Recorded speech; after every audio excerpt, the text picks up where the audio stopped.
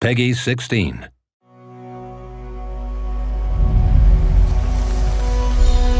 Ravenbound is an action-packed open-world roguelite set in a deadly but beautiful fantasy realm inspired by Swedish folklore.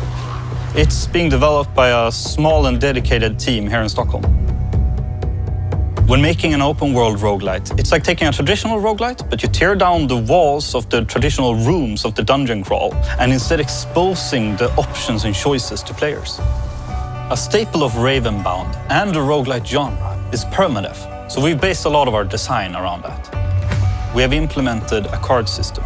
It's used to create synergies in your run and to make builds that cater to your playstyle. But as you progress, your deck of cards and its power will grow, so you will always start off the next run slightly better off than the one before. My name is Brooke, and I'm the lead combat designer on Ravenbound. The combat in Ravenbound is a fast-paced hack-and-slash melee roguelite. Something we put a lot of work into is making a very reactive enemy AI. They are going to come at you and attack you relentlessly.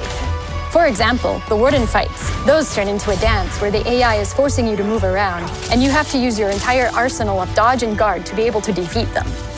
In contrast, the Tuftir attacks in hordes. When fighting them, it's all about managing their chaos with knockbacks, using dodge to spread them out or use the perfect timing of the guard to knock them down all at once. Then we have a massive troll who is slow and has big, wide, sweeping attacks. The key to defeating it is to read its attack animations to make sure you can choose the correct response to whatever pain they're trying to dish out. In Ravenbound, you're going to die. Something will murder you horribly, and everything will go wrong. Since we designed around permadeath, we really wanted you to feel a sense of triumph when you win. Hello, I am Josephine, a narrative designer on Ravenbound. We've taken our inspiration from the very core of Scandinavian folklore, the creatures that scares us from going too deep into the woods.